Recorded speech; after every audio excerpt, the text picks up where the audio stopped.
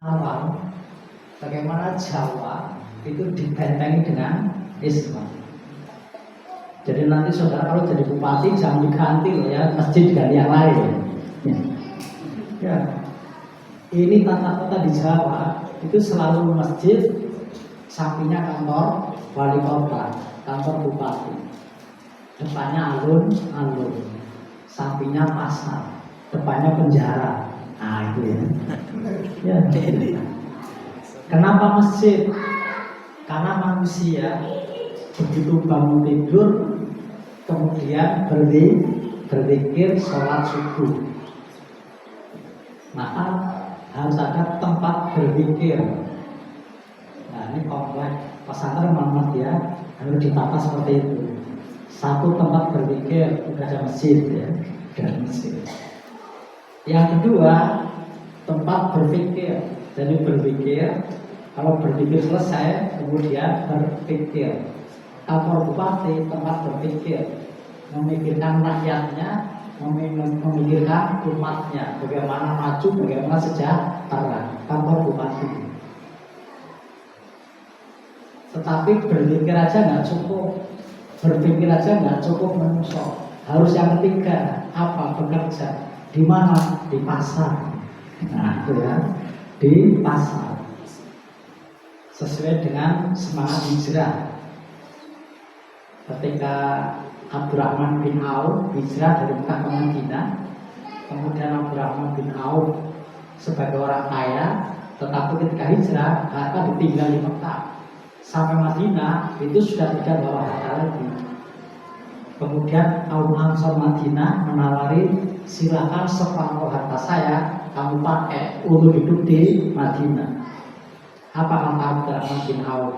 Saya tidak perlu diberi harta, karena kalau harta berapa hari nanti habis. Tapi beritahu kepada saya di mana ada pasar. Nah itu ya, beritahu kepada saya di mana ada pasar. Dengan pasar inilah saya akan bangun ekonomi. Jadi mestinya kaum Muhammadiyah pertama bukan panti asuhan, tapi pasar. Nah, pertanyaannya, Muhammadiyah mana yang punya pasar? Nah, nanti baca Sidoarjo, mau sambil di rumah sakit, bangun pasar saja. Sesuai dengan sahabat Nabi ketika hijrah. Jadi untuk menghidupi selama pindah dari Mekah ke Madinah, hartanya ditinggal di Madinah, tidak punya apa-apa, tapi semangat mencari harta luar biasa, bukan dengan cara minta-minta, bukan dengan cara diberi, tapi dengan cara membangun kekuatan ekonomi, yakni minta diberitahu di mana ada pasar. Jadi Bapak Ibu jangan abaikan pasar. Cuma kalau saya baca di WA grup Bapak Ibu di Muhammadiyah, Bapak Ibu malah negatif memandang pasar itu ya. Pasar tempat berkumpulnya setan sebenarnya. Karena kita salah paham, akhirnya pasar kita dipegang Cina semua. Gitu kan? Semua deretan toko itu Cina semua. Karena kita negatif memandang terhadap pasar. Padahal Nabi menyatakan ashumul Islam salah satu, amunisi umat Islam itu 3. Kalau umat Islam ingin menang di dalam berkompetisi di tengah-tengah kehidupan, itu 3 amunisinya, 3 senjatanya. Apa itu? As-sholat, as-syam, wa zakat. Sholat, puasa, dan zakat. Sholat dan puasa itu amunisi bekal ruhaniyah, zakat bekal jasmaniyah. Maka bacaan Sidoarjo perkuati saham yang ketiga, yakni zakat. Nanti pahalazismenya diperkuat. Kalau sholat puasa kan sudah jalan ya. Kalau sholat dan puasanya sudah jalan sebagai pembangun kekuatan rohaniah. Tapi hidup nggak cukup hanya rohaniah, butuh yang jasmaniah. Dari mana? dari kekayaan yang kita miliki. Maka bangunlah pasar. Nah, kira-kira Kerajaan Sidorejo ini punya lahan, nggak usah mikir rumah sakit, nggak usah mikir sekolah, sudah cukup dengan yang ada sekolahnya. Sekarang bangun pasar. Idul Fitri pemerintah itu harus menyediakan 197 triliun untuk persediaan Ramadan dan Idul Fitri. Coba Bapak Ibu, dari 197 triliun itu yang merasakan nikmatnya uang sebesar itu siapa? Yang merasakan siapa coba? Bapak Ibu, Idul Fitri salah satu yang dibeli apa? Mesti beli biskuit, mesti beli sirup. Pertanyaannya, siapa yang punya pabrik sirup?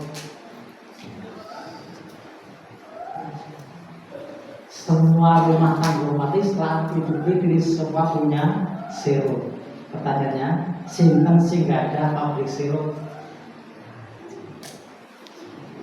Kalau gitu siapa yang menikmati uangnya umat Islam selama Idul Fitri? Di jamaah pengajar sebanyak ini, siapa yang Idul Fitri kemarin tidak ambil tabungan? Coba. Siapa Bapak Ibu yang tidak ambil tabungan?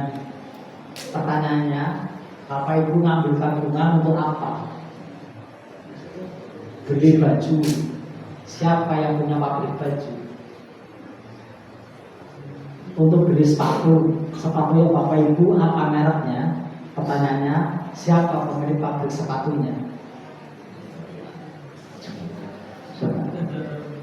Jangan ya, beli peci yang punya peci juga mereka gitu ya. Ya. Iya. Karena kalau kita datang ke Masjidil Haram, Masjid Nabawi, semua yang kita pakai untuk haji semua buatan Cina. Semua produk di Masjidil Haram, semua produk di Masjid Nabawi, semua buatan Cina. Pertanyaannya, umat Islam memangnya bodoh-bodoh apa? Atau saking kayanya umat Islam isonya tuku gitu. Kira-kira umat Islam kaya atau bodoh? Kaya. Nah, kira-kira umat Islam kaya atau bodoh? Nah, umat Islam masih bodoh. Karena bodoh maka dijajah orang lain. Salah satu kebodohan umat Islam adalah lemah di bidang ekonomi. Sehingga ekonomi semua dipegang orang lain. Coba teknologi yang kita pakai, mulai dari sound system buatan siapa? Tidak mungkin buatan umat Islam. Bapak Ibu pakai HP buatan siapa? Nah, lagi-lagi umat Islam hanya jadi konsumen, tidak pernah jadi produsen. Sehingga semua yang kita pakai semua produk orang lain.